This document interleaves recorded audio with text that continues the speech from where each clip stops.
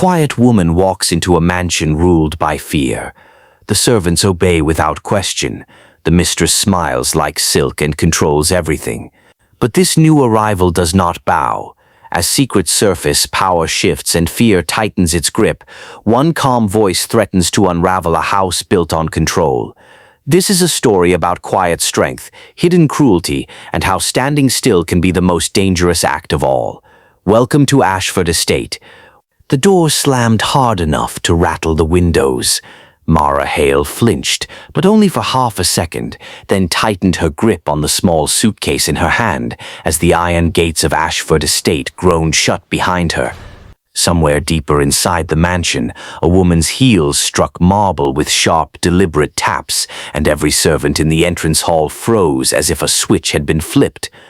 "Eyes down," someone whispered urgently. Mara noticed it immediately. The way shoulders stiffened, the way conversations died mid-breath, the way fear moved faster than the sound of those heels. She stayed still, watching. The woman appeared at the top of the stairs, tall, elegant, wrapped in pale silk that shimmered like ice. Her gaze swept the hall, cold and assessing. Before landing on Mara, it lingered, too long.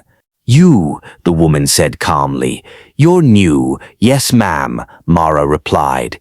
There it was, the pause. Servants usually rushed to correct themselves, to bow, to shrink.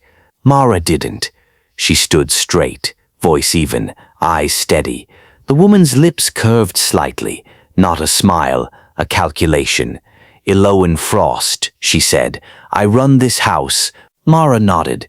"Then I'll be working for you." A murmur rippled through the servants. Eliah's eyes narrowed just a fraction. "You'll do what you're told," Eliah said, "and you'll last only as long as you remember that." Mara met her gaze. "I understand my duties. Not fear, not defiance, just calm." Eliah descended the stairs, heels echoing like a warning shot. "We'll see." She turned and walked away. Only when her footsteps faded did the hall breathe again. A frail woman with silver hair approached Mara, gripping her arm. "Child," she whispered, "you must never look at her like that." Mara glanced down at the woman. "Like what?" "Like you don't belong to her." Mara gently removed the woman's hand. "I don't." The woman's eyes filled with something like pity. "I'm Mrs. Calder, head housekeeper. Come, before she changes her mind." They walked quickly through corridors that felt too quiet, too controlled. No laughter, no casual words. Doors closed softly, as if sound itself was forbidden. "Who owns the estate?" Mara asked. Mrs. Calder hesitated. "Mr. Julian Ashford. He rarely interferes." "Why?" Another pause. "Because fear is efficient." Mara absorbed that in silence. She met Julian Ashford an hour later briefly. He stood in his study, tall, immaculate, distant. His handshake was polite, his eyes tired. "Elian manages the household," he said. "If she's satisfied, I am." Mara noticed the way his fingers hovered near a glass of water but didn't touch it. A faint tremor passed through his hand.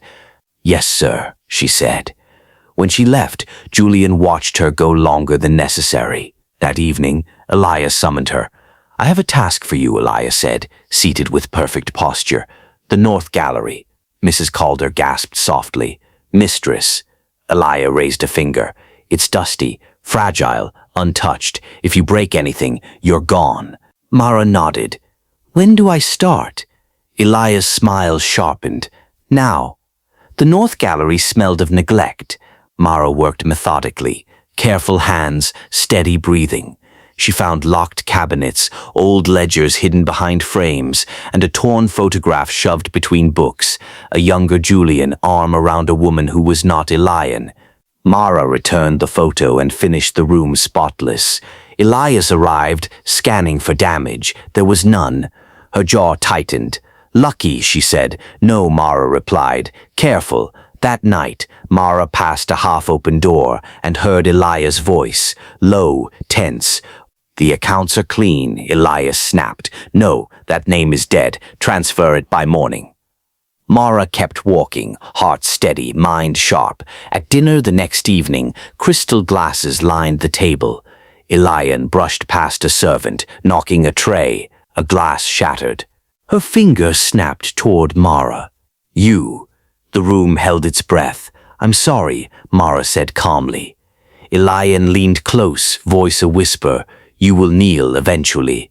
Mara met her eyes. "I don't believe respect comes from fear." Silence fell heavy.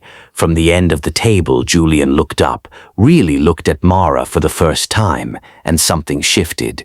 Julian's gaze lingered on Mara longer than politeness required, then shifted to Elowen. The smallest crease formed between his brows. "Enough," he said quietly. "It was an accident." Elowen's smile returned instantly, smooth as glass. "Of course, darling. I only meant to remind the staff to be careful." Mara lowered her head, not in submission, but in restraint. She felt it then, the tension tightening like a wire pulled too far. Elowen had been challenged publicly, and she would not let it pass. That night, as the mansion slept, Mara scrubbed the floors outside the study. The door was ajar, light spilling out. She heard voices. "You're sure?" Julian asked, his tone low, tired. "I wouldn't risk everything if I weren't," Elowen replied. "Trust me. Tomorrow the funds move. After that, none of it matters." Mara's hand stilled. Julian sighed. "I just want peace in this house." Elowen laughed softly. "Peace requires control." Mara resumed scrubbing, every word burning into memory. The next day, whispers followed her through the halls. Servants glanced at her with a mix of awe and fear. "You embarrassed her," one maid whispered. "No one does that." "I didn't mean to," Mara said. "That's worse," the maid replied. By evening, Julian hosted a small gathering. Investors, old friends, dignified guests who spoke softly and smiled politely. Elian moved among them like a queen, her laughter practiced, her eyes always watching. Mara served drinks. She noticed it instantly, the switch. Elian's hand, elegant and deliberate, trading Julian's glass for another. Mara's breath caught. The faint bitter scent hit her nose. Almond. "Sir," Mara said sharply, stepping forward. Elia's eyes flashed. "Do not interrupt." Julian raised the glass, took a sip. He gasped, choking, clutching his chest as the glass shattered on the floor. The room erupted. Mara lunged forward, knocking the table aside, forcing Julian onto his side. "Call the doctor," she snapped. "Now." Elias stood frozen for a heartbeat too long. Julian convulsed, eyes wide with terror. "Mara," he rasped. "Stay with me," she said, voice steady despite the chaos. "Breathe, just breathe." By the time the doctor arrived, Julian was unconscious but alive. Elian paced. "How dare you accuse me with your behavior," she hissed when no one else was listening. "You're overstepping." Mara met her gaze. "Someone tried to kill him." Elia's lips trembled before she regained control. "Careful," she warned softly. Julian survived the night. When he woke, his voice was hoarse. "You saved me." Mara stood by the bed. "Anyone would have." "No," Julian said quietly, "they wouldn't." That same afternoon, Elowen struck back. The sapphire brooch vanished from the safe. Security was called. Voices rose. Accusations flew. Elowen turned slowly toward Mara. "Search her room," Mrs. Calder gasped. "Mistress?" Now. The brooch was found beneath Mara's pillow. A collective gasp filled the corridor. Mara stared at it, then at Elia. "I didn't take it." Elia folded her arms. "The evidence says otherwise." Julian looked torn. "Mara, check the cameras," Mara said calmly. "Please." Ronan, the head of security, hesitated. "Some footage has gaps." Julian's eyes sharpened. "Show me." They watched the playback. Static, then a blurred figure entering the storage vault. Tall, graceful, unmistakable. Elian laughed once, brittle. "This is absurd." Julian turned to her slowly. "Is it?" Silence thickened the air. Elian's composure cracked. "You ungrateful man." "Everything I did was for this house." "For yourself," Julian replied. She lunged toward Mara, fury blazing. She turned you against me. Security restrained her as police sirens wailed outside. As Alawan was led away, she screamed, "This house survives on fear. Without me, it will rot." The doors slammed. The mansion exhaled. Servants whispered freely for the first time in years.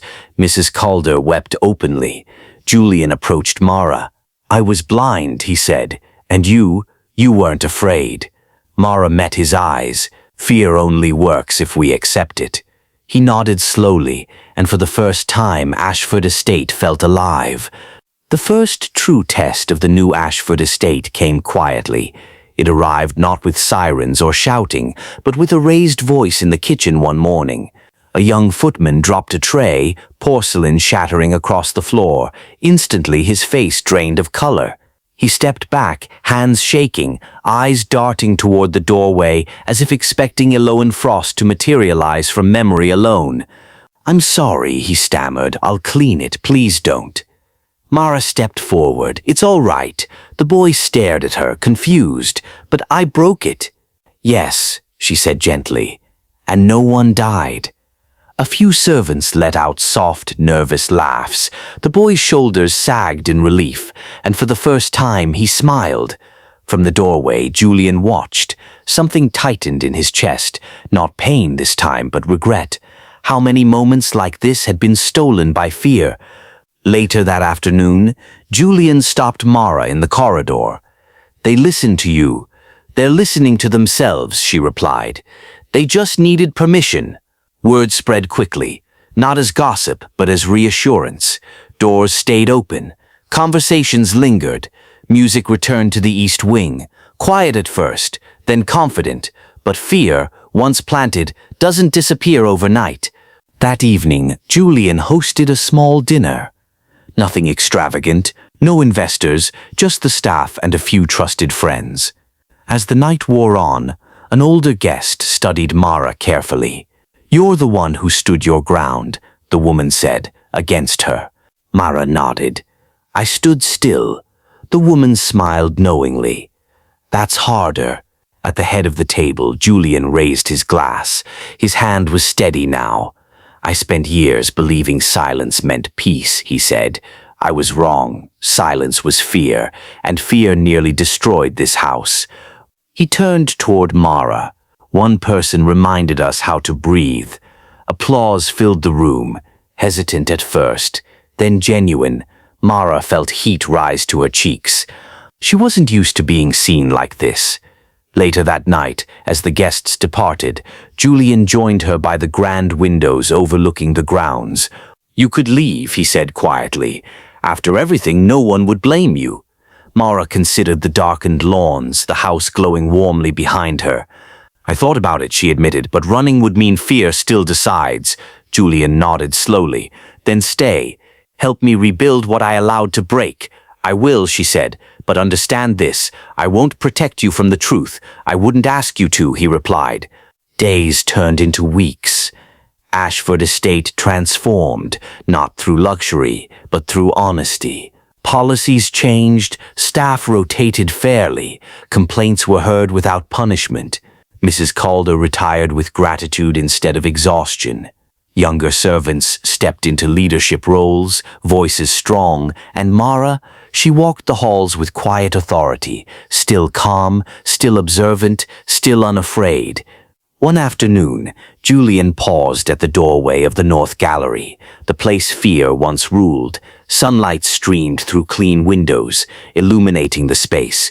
"This room used to suffocate me," he said. "It was holding its breath," Mara replied, "like the rest of the house." He smiled. "Funny, I never believed a building could feel alive. It reflects the people inside it," she said. That night, Julian sat alone in his study, recording a statement for the public. He spoke plainly about deception, about his failures, about accountability. Across the estate, staff gathered quietly, listening. And something remarkable happened. They felt proud. The house no longer whispered. It didn't flinch at footsteps. It didn't brace for cruelty disguised as elegance. It breathed. If you've stayed with this story until now, you understand something important. Fear doesn't always shout. Sometimes it smiles, sometimes it wears silk, and sometimes all it takes to break its hold is one person who refuses to bow. If stories like this matter to you, stories about courage, truth, and quiet strength, don't forget to like this video. Share your thoughts in the comments below because your voice matters too. And subscribe so you don't miss the next story that reminds us all how powerful standing still can be, because fear only wins when we stop breathing, and this house learned how to live